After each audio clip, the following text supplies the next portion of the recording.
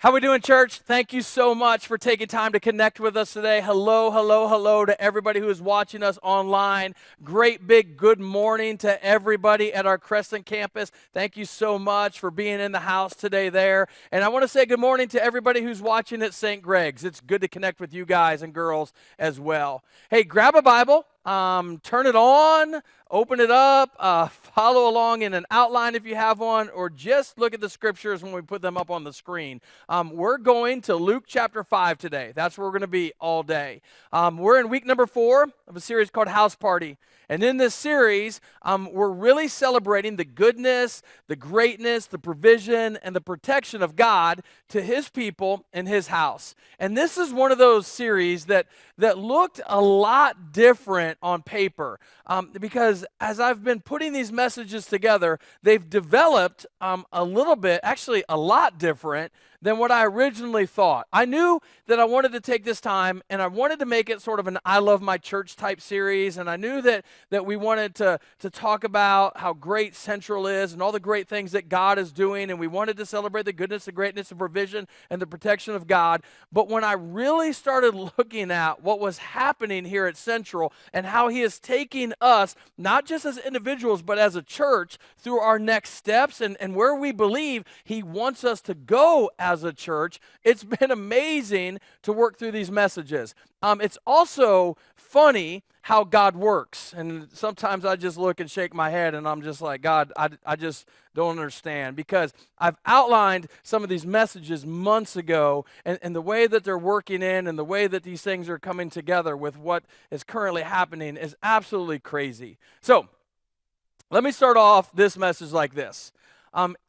In the church world, now this is only true in the church world. I don't know if this is really true in the real world, but the church world is where I have a lot of my experience. And so in the church world, we've been told, or maybe we've even said some of these things. These are some things that we maybe believe, and they sound good, but they're not actually true. I could probably list out a ton of things here, but for time's sake, I'll just list out a couple.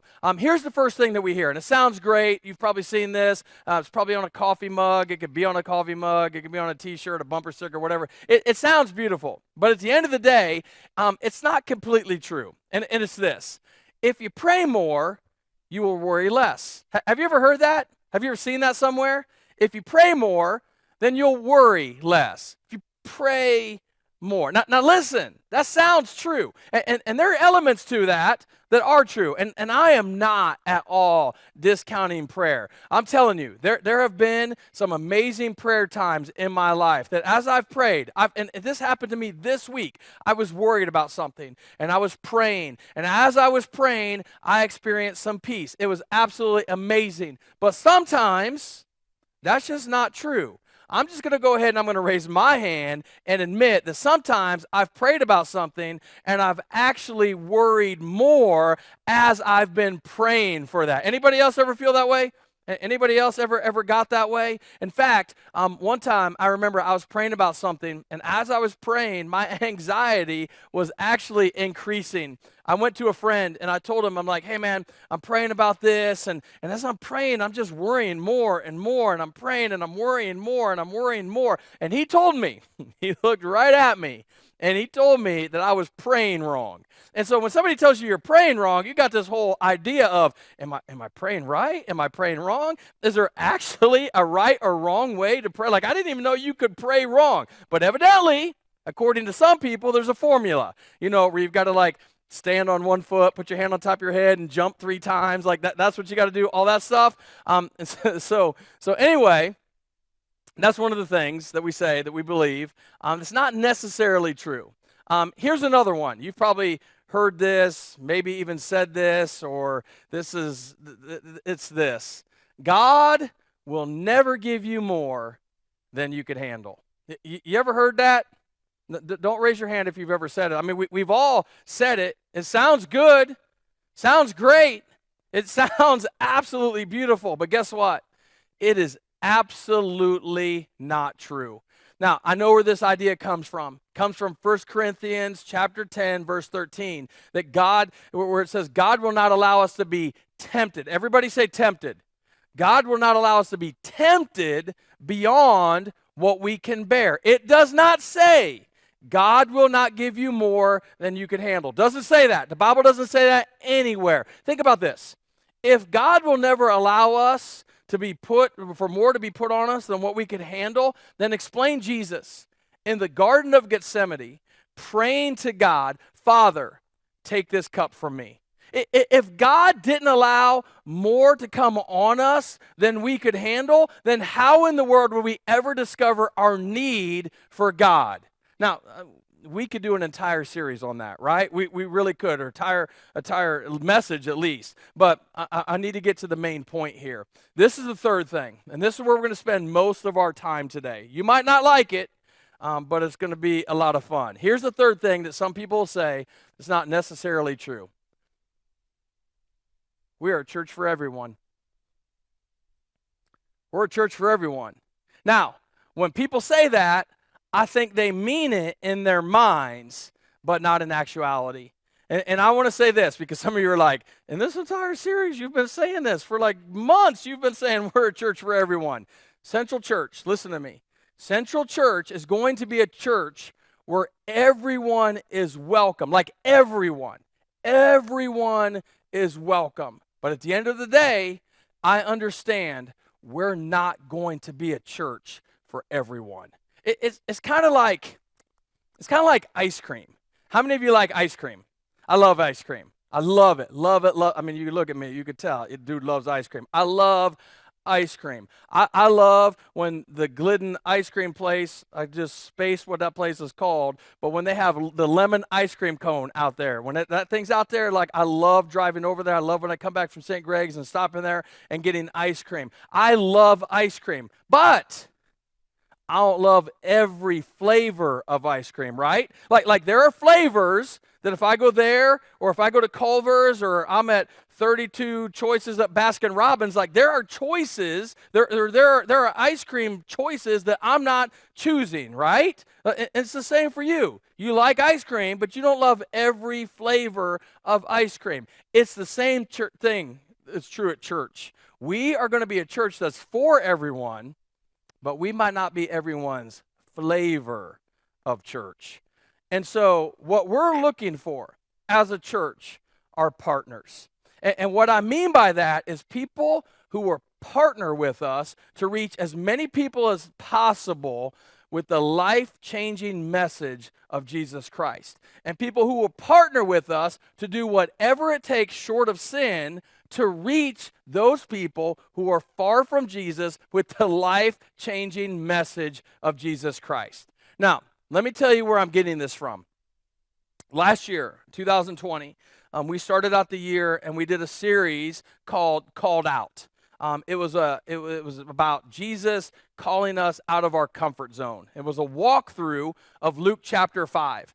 And in that series, there was a section of scripture in Luke chapter 5 that I left out because in that series, I didn't really know how to communicate it. And I really had no idea what to say or how to bring it out until now. In fact, I wrote in my notes way back then, this would be a really good subject to talk about in an I Love My Church type series. And so that's what we're doing today. Real quick, Luke chapter 5, Jesus is preaching on the shores of Capernaum, and all these people are crowding around him, and they're pushing on him, and they're pushing on him, they're pushing on him. They want to get close, and they want to hear him. And so he turns around and he sees two boats. Not one boat, two boats. The Bible specifically tells us two boats. And when I looked at that the first time, I'm like, why is this important? What's going on here?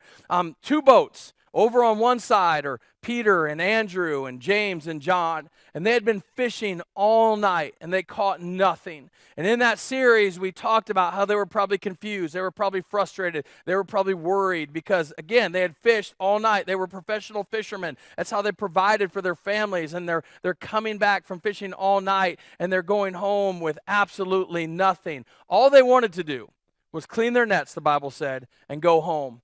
Well, Jesus comes up to these boats and he looks at Peter and he gets in Peter's boat and he says, hey, can you put this boat out a little bit further away from shore and let me use it to kind of teach the people. He wanted to kind of get back so he could teach the people. Now, Peter at this point didn't understand who Jesus was. He didn't understand that what Jesus wanted. He had no idea what Jesus was calling him into. Peter didn't even have correct theology. Peter was a messed up person. Peter was a jacked up individual. I'll show you that in a minute. But Peter was messed up. And so Jesus gets into the boat of this messed up individual, and he teaches the people. And after he teaches, he turns around to Peter. And if you remember the teaching from this before, I told you at this point, Jesus didn't issue a command. He gave Peter an invitation. And it was an invitation to step into relationship with him. He said, hey, I want you to put out deeper, a little bit deeper, out into the deeper waters. I want you to push out into the deeper waters and let down your nets for a catch. And Peter's response was, Master, we've been out all night and caught nothing. We're tired and we want to go home. In other words, he's like, dude, we've done this before. It doesn't work. You know what? That's people's attitude when it comes to Christianity. I tried. It doesn't work. But don't miss this. Peter had tried fishing without Jesus. And I think a lot of people try Christianity without Jesus. We'll unpack that in a little bit. It'll be a lot of fun. But I do. I think a lot of people try Christianity without Jesus. And so Jesus just says, hey, just trust me. Just put out a little bit deeper for a catch. And Peter pushes back, and Peter goes out, and something happens that absolutely blows Peter's mind. The Bible says they go out, they put out their net, they bring it up, and it's full of fish. And that's where we're going to pick up the story today. Luke chapter 5, verse 7. The Bible says, so they, and I believe it's Peter and Andrew in the first boat. So they signaled their partners, James and John, in the other boat. Now I don't know what the signal was. I don't know if it was, whoo, crap, we got a lot of fish. Hey, guys, come on. Like, I don't know what it was, but it was something, and it was huge. They signaled their partners in the other boat to come and help them. So it took both boats. Don't miss this. Signaled their partners to come and help them, and they came and filled both boats so full that they began to sink. Both boats began to sink. This is huge. Peter signaled. Don't miss this. Peter signaled his partners, and his partners came. Because listen. The work that Jesus wants to do in our life is way bigger than our own lives. It's going to impact other people. The work that Jesus was doing in Peter's life impacted way more than just Peter. Yes or no? Yeah, it impacted Andrew. It impacted James. It impacted John. And eventually, it impacted the entire world. So what Jesus wants to do in our life is bigger than our lives, right? He signaled. This is huge. He signaled partners. And that's what we really want to do here at Central Church. We want to find partners. Now, before I get into what a partner is, let me tell you what I believe our church is not looking for. There are 4 things. Actually, I made a list of 8, but the Baptist in me narrowed it down to 4 for sensitivity and time purposes. And each of these could be a sermon all by themselves. And so I'm not going to spend tons of time in them. But there are 4 specific types of people that listen, you are welcomed. I am not saying that you're not welcome, that these types of people cannot come. I'm just saying that you most likely will not love us. You might not find us to be your flavor. All right, so here we go. If you're taking notes, write these down. Number 1, the professional Christian.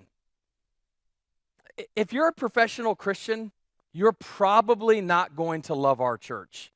Now, I was thinking about how to set this up the other day, and I thought back to years ago.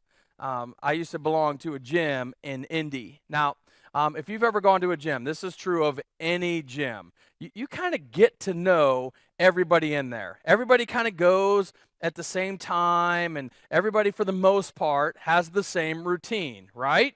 So at this particular gym, there was a guy. He was always there when I got there, and he was always there after I left. I was an early afternoon guy. I would get there early afternoon. He would be there, and he would stay after I was gone. For about the first 2 months of this, I thought the dude worked there. But over time, I learned that his routine is that he would just walk around and talk to people. He would come in early in the morning and he would spend a big part of his day there. He would sit down, he would read the newspaper, drink some coffee, get up, talk to some people, go and sit down, look on his phone. Like in a year and a half of going there, I saw him on a treadmill one time, and he talked on his phone the entire time he was on that treadmill. He never worked out.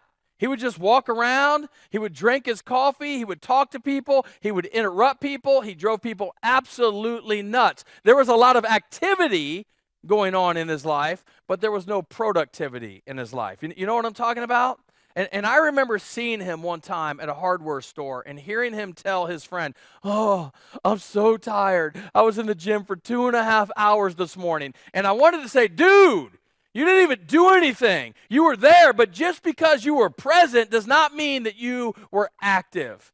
Now, how that translates to what we're going to do as a church is we are not going to be a church that is marked by a bunch of spiritual activities throughout the week that get us so ingrained in biblical culture that we actually neglect the people that Jesus called us to do life with and then reach.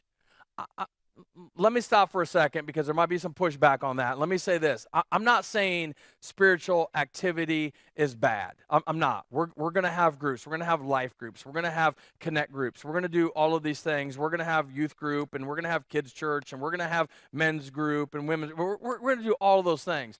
I'm just saying that the most spiritually active people 2,000 years ago were actually the people that killed Jesus.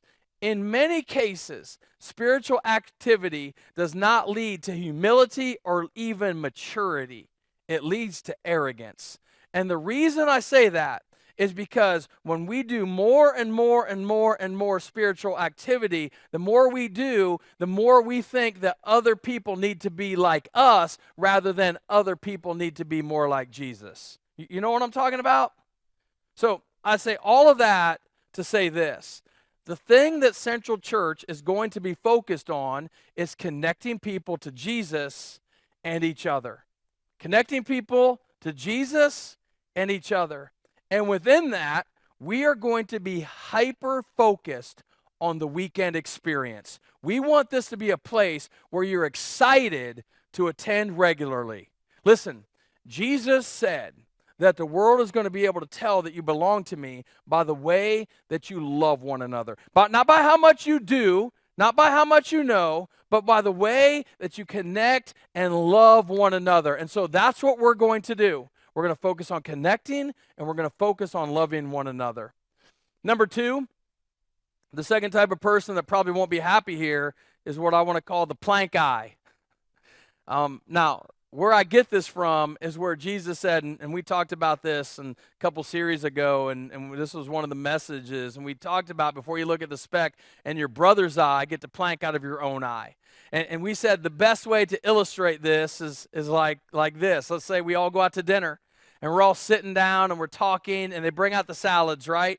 And we're eating in the salads, and after we get done, we're talking with our friends, and we look, and we give them a great big smile, and right here is like some lettuce. And not just a piece of lettuce. I'm talking like a head of lettuce. And it's screaming out at everybody every time we open our mouths, right? Now just quick question. How many of you want somebody to tell you that you have lettuce in your teeth? How many? That's all of us, right? But let me ask you this question. What's the very first thing that you would do personally before you told your friend, "Hey, got some lettuce in your teeth"? What's the first thing you would do?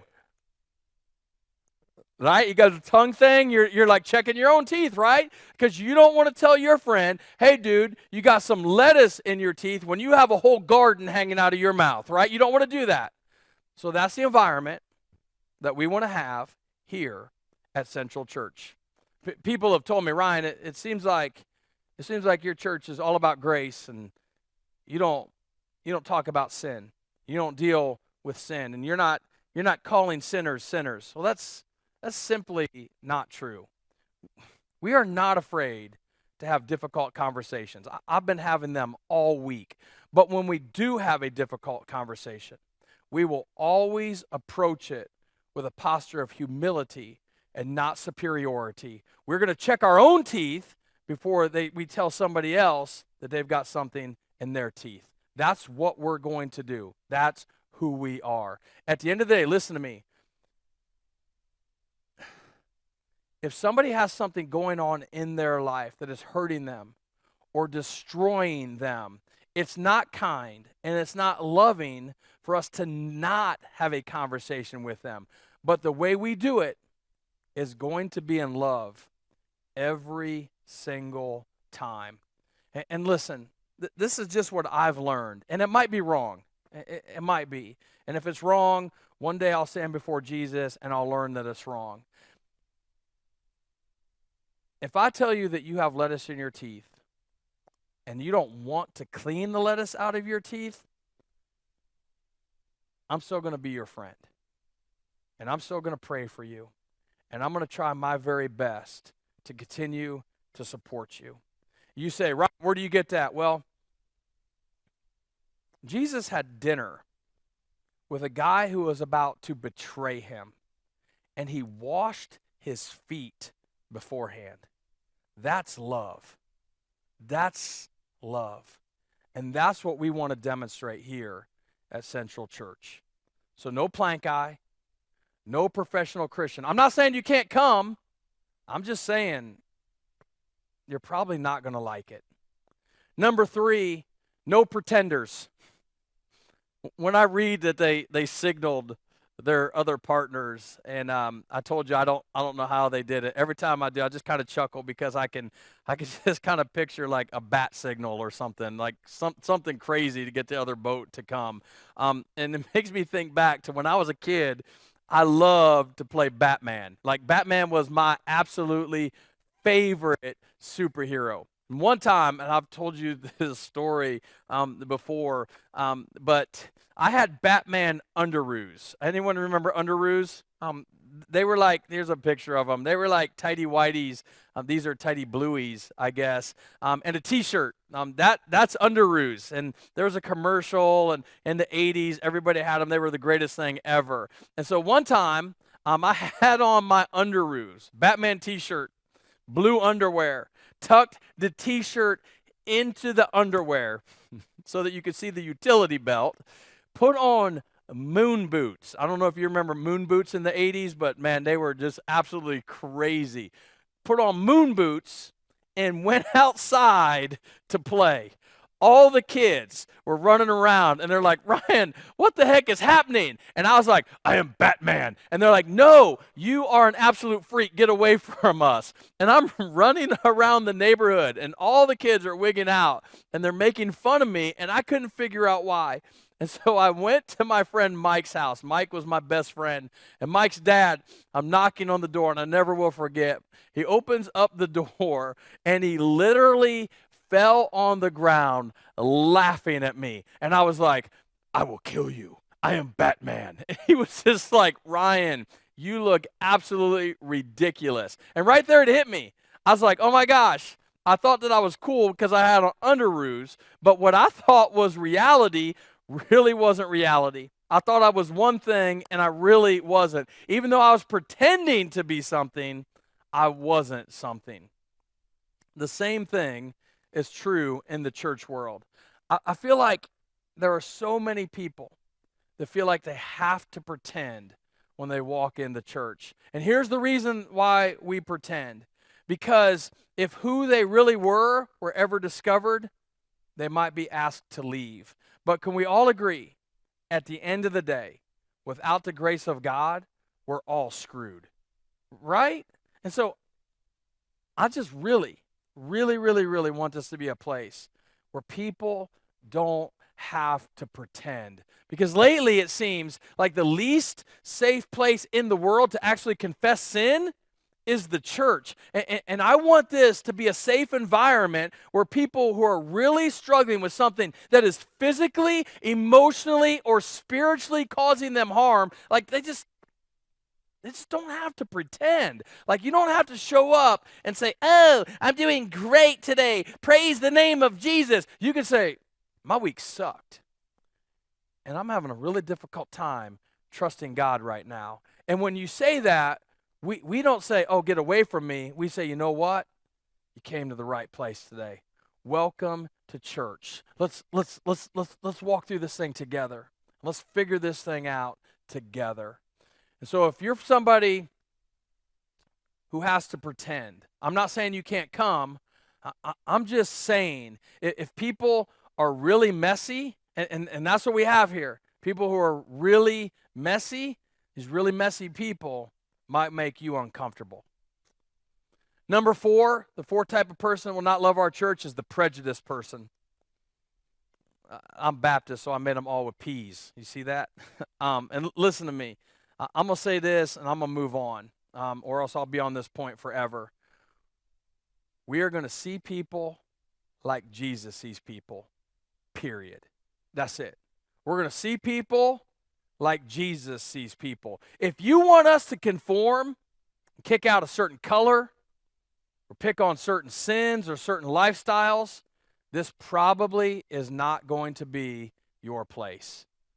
You say, all right, Ryan, well, if it's not for all of that, then like who's going to enjoy the church? Like who's going to get it? Who is? Well, people that want to partner with us in the mission and the calling that God has for Central Church right now. People who want to partner. Because watch this. They catch all these fish, and then the Bible says this in verse 8. When Simon Peter saw this, he fell at Jesus' knees and said, go away from me, Lord. I am a sinful man. This is unbelievable. Because if Jesus would have told me to do it, like I would have, like if I'm a businessman like him and we just caught a bunch of fish, I'd say, hey, dude, what you doing tomorrow around noon? Like, let's go back out fishing again, right? I mean, I would be wanting to make more money, trying to kind of network or whatever. I don't know. But don't miss this. Peter realizes that he's in the presence of greatness. And all of a sudden, he falls on his knees. And he's saying, I'm not worthy. I'm not worthy to be in your presence. Go away from me, Lord. For I am a sinful man. And watch Jesus' reply, because this is awesome. This is the middle part of verse 10. Then Jesus said to Simon, don't be afraid. He's like, hey, I know you're jacked up. I know you're messed up. I know you're not perfect. But listen, dude, don't freak out. Don't be afraid. He says, don't be afraid. From now on, you will fish for people. So they pulled their boats up on shore, left everything, and followed him. Peter's basically saying, I'm not worthy to follow you. And Jesus said, yeah, you're right. But don't let that freak you out. Don't let that stop you. Just come. Just come and follow me. So that's the message. And I've said this before, I'll say it again. The message of religion is change and you can follow Jesus. But the message of Jesus Christ is follow me. And eventually, you'll change. So what is a partner? What does a partner look like? Well, let me give you 5 qualities of a partner, specifically partners who will celebrate here at Central Church. This is what we're going to be looking for, praying for, and hoping for when it comes to partners. Listen, partners are ready. When Peter signaled James and John, they were ready. And so we're looking for partners who are ready to do 5 things. Number 1, ready to make progress. Ready to make progress. I told you last week that we're going to celebrate progress over perfection all the time. We're going to celebrate progress over perfection. And one of the things that we're really going to value at Central Church is people who really do make progress in their walk with Jesus. Progress. Listen. Progress is somebody who simply takes a next step. That's progress. We're not looking for compliance to a set of rules. We're looking for people who want to make progress in their relationship with Jesus. And you know what? If people take 2 steps forward and then take 1 step back, instead of criticizing the 1 step back, we're going to celebrate the 1 step forward. You know why? Because it's progress. I want to see people make progress in their walk with Jesus. And listen. We're not going to compare one person's progress to another. Because here's what I've discovered personally in ministry and in my own life. One person can take 10 steps forward. Another person can take 1 step forward. We'll celebrate the 10-step person and we'll look down on the 1 step. When the 1 step was actually harder for that person to take than it was for this person to take 10 steps. Everybody's got their own spiritual journey. Everybody. And we are going to continually celebrate progress. I thought about this a couple of weeks ago. And I'll make a really long story really short. We were at a softball game. A girl on my team had messed up sliding into third. And when I say messed up, she messed up. She completely face planted. Like she just went head first. Her legs came up. She looked like a scorpion. It was ugly and it was bad. Her head bounced off the ground. And when that happened, everyone was like, oh, like it was bad. But this girl got up, put a smile on her face, picked up some dirt, rubbed it on herself, and started dancing. And I went, that's what I want, right there. That's what we want. People that feel like they have done a face plant in life, but instead of staying down, they get up, rub some dirt on it, and dance. That church, that's progress. I think that's something that our Heavenly Father celebrates, is progress, and we will celebrate it as well. Number 2, a partner is ready to serve purposefully. One of the things I've always said, and I believe this with all of my heart, listen, a church is not effective when a pastor ministers to the people. A church is effective when the body ministers to the body. Instead of me taking care of a group of people, we're going to learn how to take care of one another. Because there are people in the church, listen to me, there are people in the church that are way better equipped to care for and take care of other people, like way better than me. We have to be a church that's built not on the gifts and talents of just a few, but on the sacrifices of many. It's not about what I can do for people. It's about what we can do for one another. And so if you're focused on a church that's all about what it can give to you and not care about how you can serve, you might not like it here. Because listen, Jesus wants to use you. Jesus has gifted you. He has empowered you. And at the end of the day, a partner is somebody who's ready to serve purposefully. Listen to me. If Jesus used Peter, if he uses me, he can use anyone. He really can use you. Number 3, a partner is ready to give generously. And yes, I'm talking about financially. And no, I'm not going to spend time talking about this today. I'm just going to say one of the things I want us to do as a body of believers is find enough value in the church to financially invest in it. That's one of the things a partner is willing to do. Give generously. Number 4, a partner is ready to reach out and invite boldly. We're going to reach people, and we are going to do whatever it takes short of sin to reach people. And in doing that, we are going to reach really messy people. Listen to me. This world is desperate for Jesus. It's full of people that think they have blown it and they want a second chance. Those are the people that we're going to reach. And we want people who are going to partner with us in that mission to reach as many people as possible with the life-changing message of Jesus Christ. Number 5, a partner is ready to connect relationally and celebrate. I want us to be a church where we really do connect, not just to Jesus, but to each other, and that we continually celebrate. I want us to be a church that's always ready to celebrate. Now, when I say celebrate, let me just set it up like this. Let me ask you a question. This is for everybody. Who won the Super Bowl 8 years ago? Who won the Kentucky Derby 9 years ago? Who won the NBA Finals 14 years ago? See, I'm saying these things, and probably nobody knows without the help of Google. Maybe somebody of you know, maybe your favorite team won or whatever. I don't know, and that's where my illustration will break down. But right now, most of us don't know. But at the time, they were celebrated like crazy. And all I'm trying to say is this. The world loves to celebrate the temporary, while the church refuses to celebrate the eternal.